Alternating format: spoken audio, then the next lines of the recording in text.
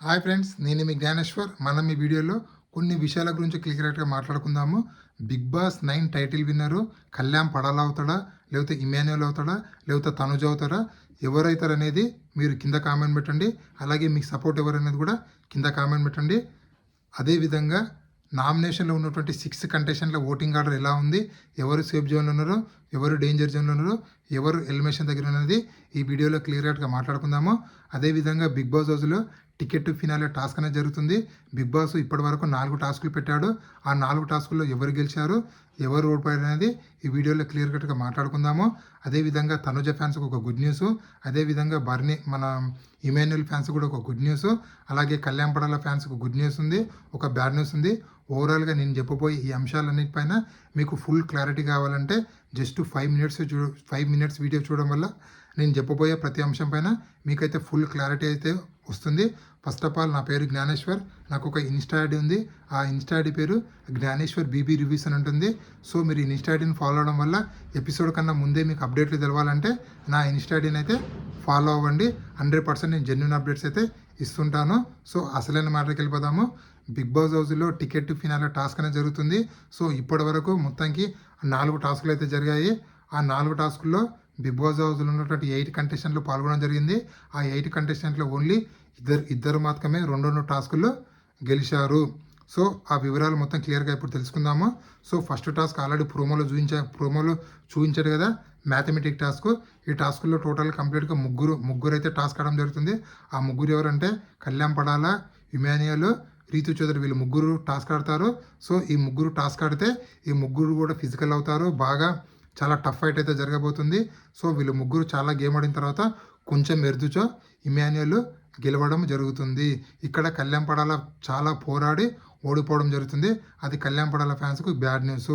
అదేవిధంగా Kalyan Padala fans good news అని చెప్పాను కదా, అది ఏంటంటే కళ్యాణ్ పడాల ఫ్యాన్స్ ఈ వారము ఎవరు ఎలిమినేషన్ కావాలనేది డిసైడ్ ఫ్యాక్టర్ చేయబోతున్నారు. అంటే వాళ్ళు ఎవరికి ఓట్ వేయాలనుకుంటున్నారో వాళ్ళు సేవ్ అవుతారు, ఎవరైతే వాళ్ళకి సపోర్ట్ చేయరో వాళ్ళు ఎలిమినేషన్ కాబోతున్నారు. అంటే ఈసారి ఎవరిని ఎలిమినేషన్ చేయాలనే ఆపర్చునిటీ అనేది కళ్యాణ్ పడాల ఫ్యాన్స్కు రావడం జరిగింది. అందుకోసం వాళ్ళ కళ్యాణ్ పడాల ఫ్యాన్స్కు గుడ్ న్యూస్ అని చెప్పడం జరిగింది. సో ఇక్కడ టికెట్ ఫినాలే టాస్క్లో ఫస్ట్ టాస్క్ మ్యాథమెటిక్ టాస్క్.